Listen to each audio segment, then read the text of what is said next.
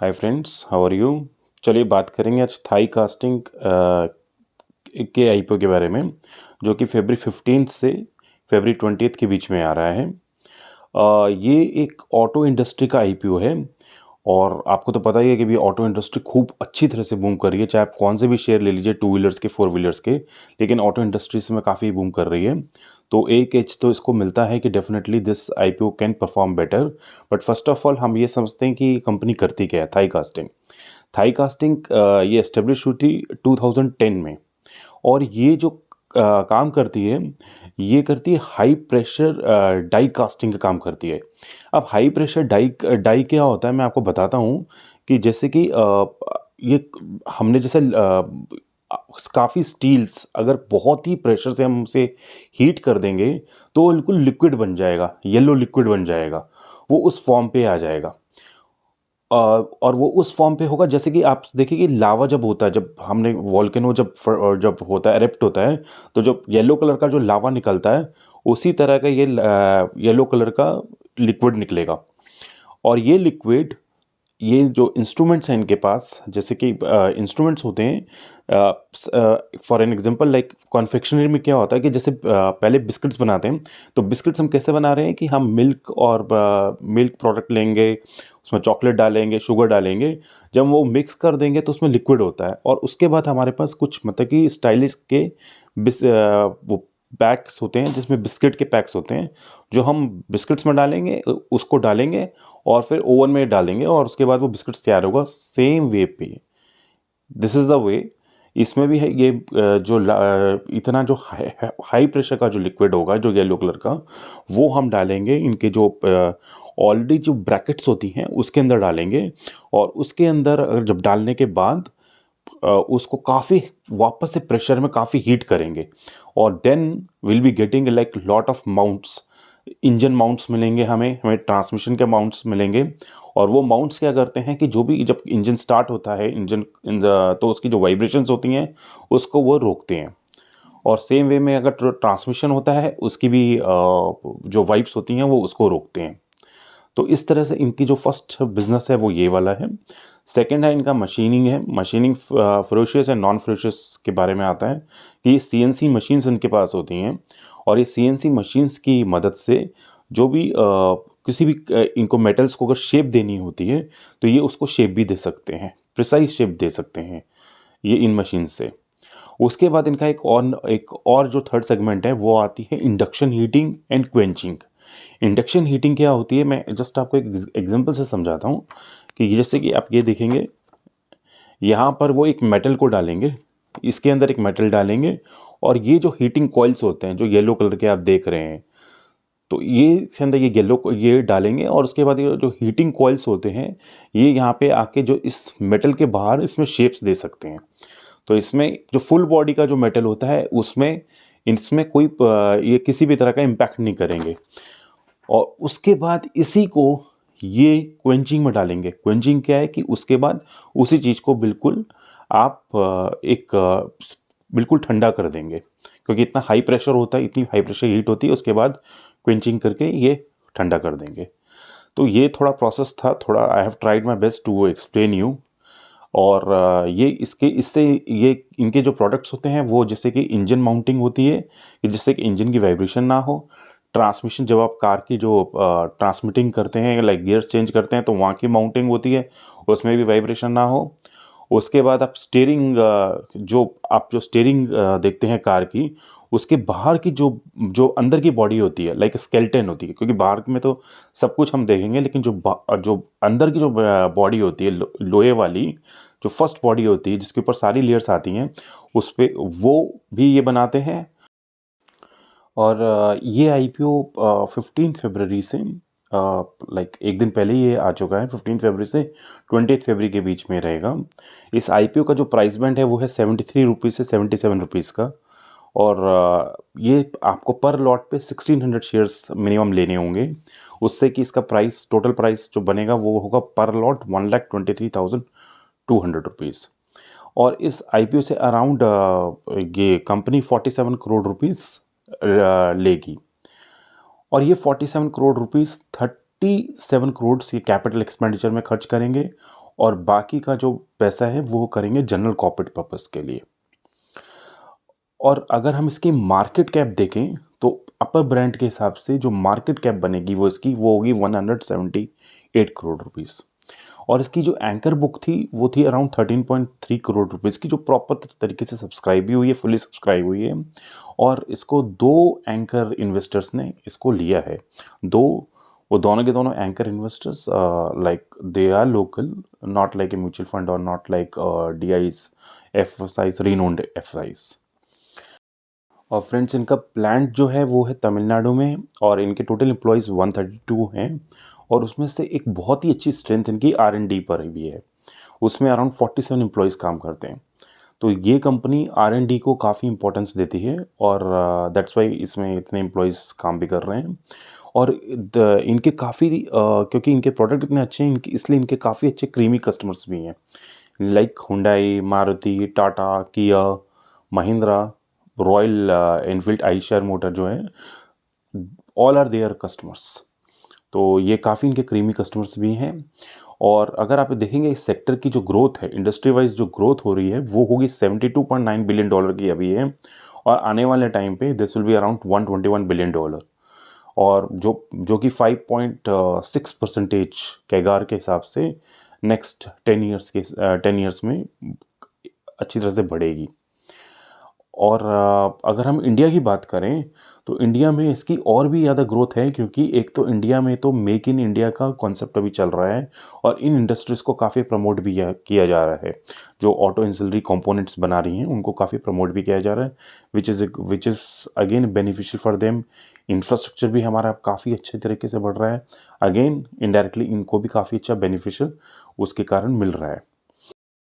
और इसमें मैं एक चीज़ हाईलाइट करना चाहता हूँ कि लाइक अगर इशू प्राइस, जैसे कि इशू साइज अगर इस केस में 47 करोड़ है, तो अगर इशू साइज अगर 100 करोड़ से नॉर्मली अगर किसी भी कंपनी का कम होता है तो उनको सेबी से मॉनिटरिंग एजेंसी बिठाने की ज़रूरत नहीं है। अब मॉनिटरिंग एजेंसी क्या होती है? वो ये देखती है जो IPO की प्रोसीड्स कंपनी को मिलती है, वो कंपनी उस IPO की जो प्रोसीड, जो पैसा उसको IPO का अगर मिला है, उसको जो पर्पसेस उसने बताए हैं अपने रेड हियरिंग इस पर प्रोस्पेक्टस में, RHP में, वो उसके हिसाब से क्या यूटिलाइज कर रही है या नहीं कर रही है। तो सिंस ये 100 करोड़ से ये इशू कम है, 47 करोड़ का है, तो इनको कोई मॉनिटरिंग एजेंसी बिठाने की ज़रूरत नहीं होगी।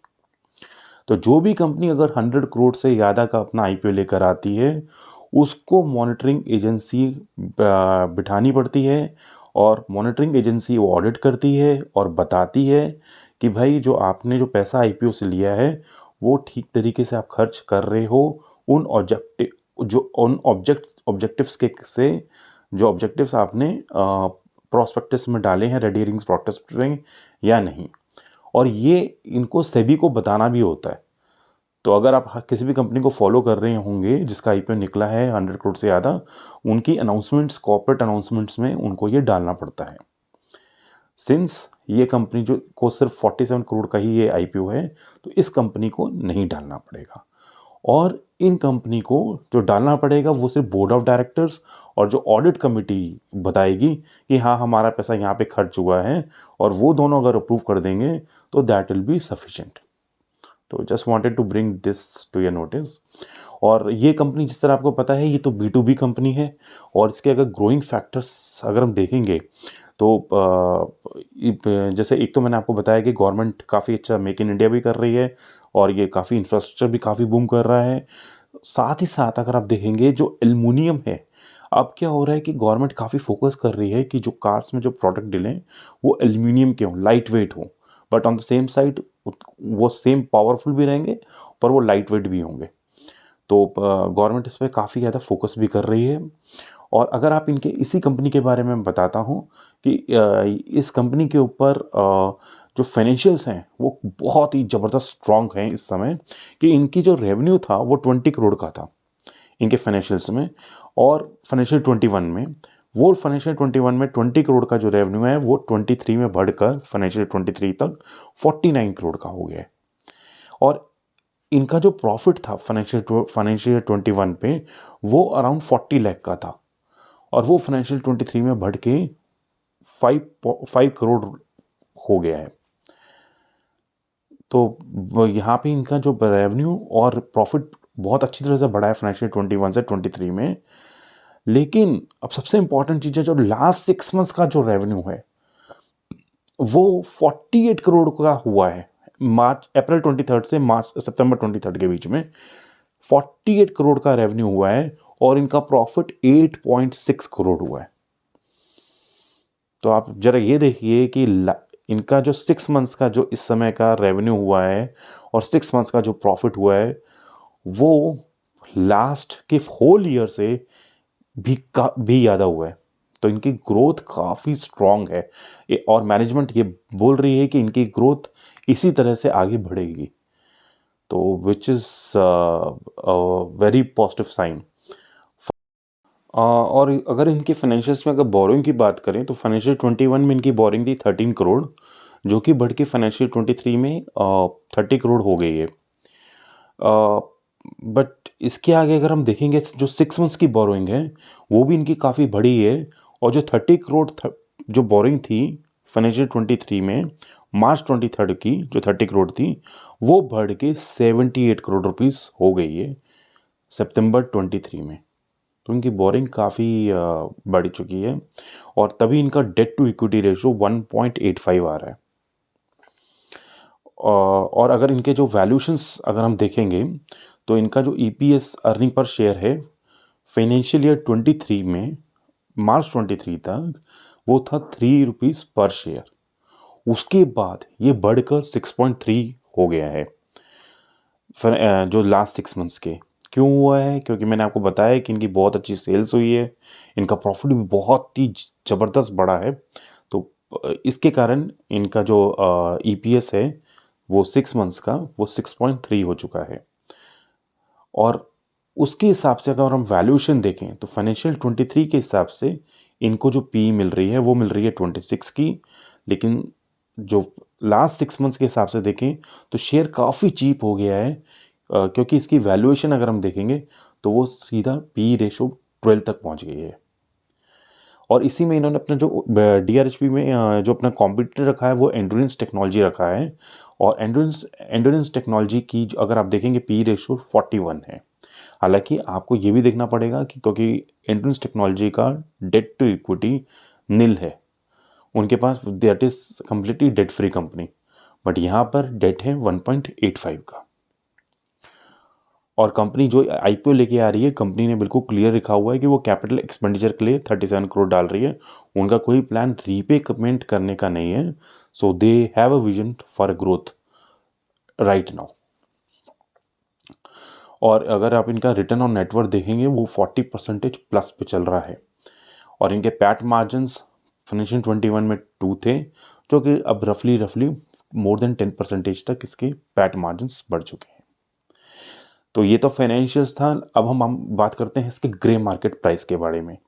ग्रे मार्केट प्राइस का जो लास्ट 3-4 दिन से था वो पहले 20 था, फिर 24 हुआ, फिर उसके बाद वो बढ़ के 65 हो गया, और अभी लेटेस्ट आज वो 85 रुपीज़ तक पहुंच चुका है। तो अगर आप इसका देखेंगे कि जो ग्रे मार्केट प्राइस है वो मोर देन 100% प्रीमियम के साथ इसका ग्रे मार्केट प्राइस चल रहा है। तो अराउंड 162 के करीब ये शेयर हो सकता है कि ये लिस्ट हो। तो अगेन मैं आपको जैसे मैंने आपको बताया grey market price is just an indicator. आपको इसकी ये सोचते हुए सिर्फ ग्रे मार्केट प्राइस ज़्यादा है उसके लिए नहीं लेना है। You have to read complete financials, and this video is only for education purpose. अपने एडवाइज़र से प्लीज़ उसके साथ बैठ कर उसके साथ समझ कर देन ओनली इन्वेस्ट करें। चलिए अब आगे बात करते हैं। इसकी सबसे इम्पोर्टेंट चीज़ जो किसी भी कंपनी की होती है वो होते हैं उसके रिस्क। तो रिस्क का मैं आपको बताता हूँ कि सबसे पहला रिस्क ही है इसकी जो तमिलनाडु पे जो सेल्स है उस पर काफ़ी ज़्यादा डिपेंडेंसी है। इसकी जो तमिलनाडु की सेल्स है वो अराउंड 80% सेल्स इसकी तमिलनाडु पे होती है। और जिस तरह से ये एल्युमिनियम की ये they are depending on the aluminium, एक पर्टिकुलर टाइप का एल्युमिनियम होता है जिस पे डिपेंड होते हैं, वो उस ग्रेड का एल्युमिनियम होता है। तो ये जो डिपेंड होते हैं, ये डिपेंड होते हैं अपने इनके टॉप 10 सप्लायर्स जो हैं, जिसमें 90% जो ये रॉ मटेरियल प्रोक्योर करते हैं, 90% जो रॉ मटेरियल आता है वो टॉप 10 सप्लायर से आता है। और वो 90% सिंस इनका जो रॉ मटेरियल है वहीं से आता है, तो अगर कोई भी सप्लायर इनको किसी भी रीज़न से नहीं दे पाता है तो डेफिनेटली इनके ऊपर काफ़ी जो इनके मार्जिन्स हैं उस पर काफ़ी इम्पैक्ट भी हो सकता है। और अगर वही एल्युमिनियम उसकी प्राइस बढ़ जाती है तो भी इनके मार्जिन्स पे इम्पैक्ट वो डेफिनेटली वो भी होगा। और सिंस ये प्रॉपरली अगर हम देखेंगे इनका जो मेजर चंक ऑफ बिजनेस है ये फोर व्हीलर के ऊपर है, फोर व्हीलर ट्रक्स इसके ऊपर है। कल को सपोज कर लीजिए कंपनी कोई भी ये कार लेके आती है फोर व्हीलर में, किया किया टाटा मोटर के, एंड उसका कमर्शियल सक्सेस नहीं हो पाता है।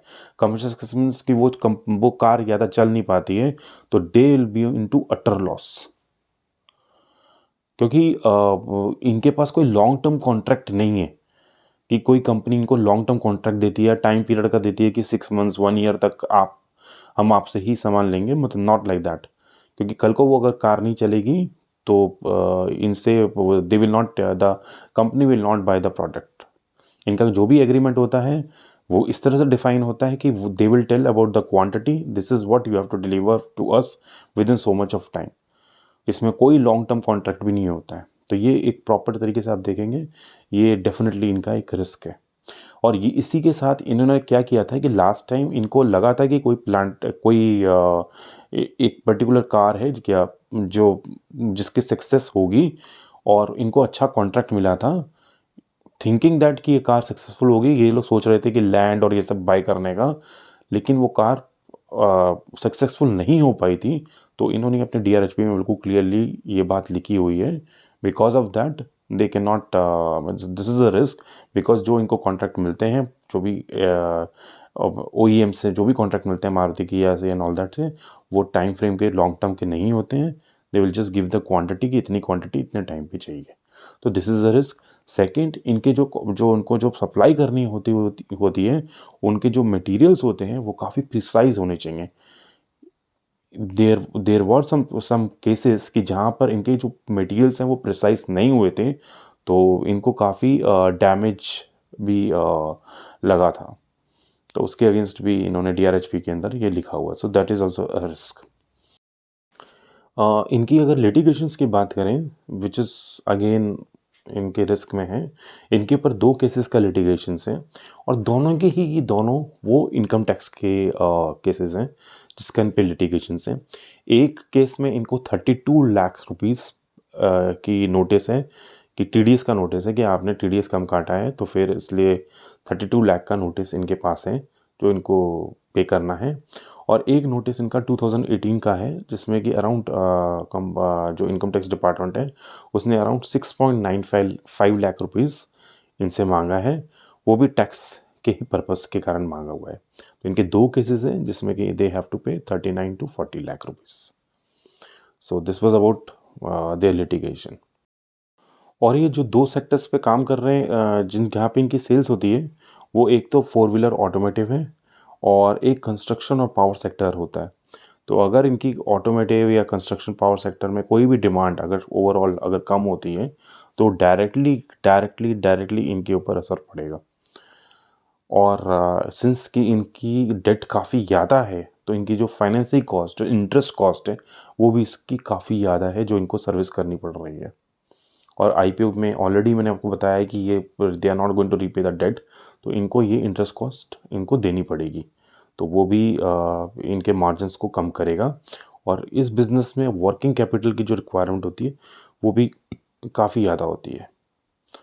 तो this is also there. So this was all about this Thai casting. Thanks for watching and please subscribe my channel. Thank you.